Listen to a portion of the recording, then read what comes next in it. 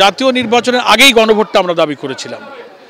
এটা না হলে পরে অনেকগুলো জটিলতা, ভোটাররা সংস্কারের বিষয়গুলো জানতে পারল না। আমাদের যে সমস্ত ঐক্যমতের ভিত্তিতে বিদ্যমান রাষ্ট্র ব্যবস্থা পরিবর্তন করে কি কি সংস্কার হতে যাচ্ছে, এটা তো ভোটারদের কাছে সরকারের দায়িত্ব, ইলেকশন কমিশনের দায়িত্ব এটাকে পাবলিক করা, ওয়েবসাইটে দেওয়া। তারা জানবে, বুঝবে, কোনটাতে তারা হা বলবে, কোনটাতে তারা না বলবে। এটা একই দিনে তো হয় না। একই দিনে জাতীয় নির্বাচন হলে লোকেরা তো মার্কার ভোট নিয়ে ব্যস্ত থাকবে।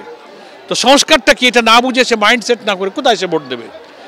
একই দিনে হওয়ার কারণে এটা একটা সংকটের দিকে দেশটাকে ঠেলে দেওয়া হয়েছে। এই সংশয়, এই সংকট দূর করার দায়িত্ব সরকারের। হার্টের যত্নে বিশ্বসেরা ক্যানোলা তেল এখন বাংলাদেশে। আমরা নিয়মতান্ত্রিকভাবে 8টা দল আন্দোলন করেছি এবং আমরা বলেছি যে আপনারা গণভোটটা আগে দেন, মানুষকে বোঝার সুযোগ দেন এবং নির্বাচনকে নিরপেক্ষ করার জন্য লেভেল প্লেইং ফিল্ড এখনও নিশ্চিত হয়নি।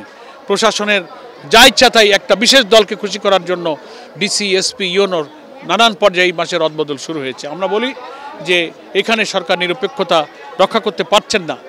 হয়তো কোনো উপদেষ্টা, যে সব ব্যাপারে আমাদের কাছে তথ্য আছে, তারা একটা দলের পক্ষে হয়ে প্রধান উপদেষ্টাকে তারা মিসগাইড করছেন।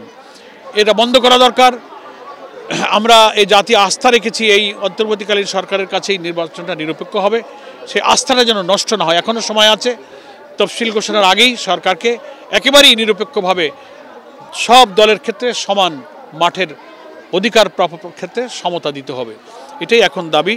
এবং আমরা 8 দল বিভাগীয় শহরগুলোতে সমাবেশের ঘোষণা দিয়েছি। আমরা এই লেভেল প্লেইং ফিল্ড, ফ্যাসিস্টদের বিচার, নিরপেক্ষ নির্বাচন, এই সব যে দাবিগুলো আমাদের 5 দফা ছিল, সেগুলো আংশিক পূরণ হয়েছে, পুরোটা পূর্ণ হয়নি। এজন্য আমাদের এই নিয়মতান্ত্রিক কর্মসূচি অব্যাহত রাখবে। দেশবাহীকে আমরা এই কর্মসূচিগুলো সফল করার জন্য আহ্বান জানাচ্ছি। আসসালামু আলাইকুম।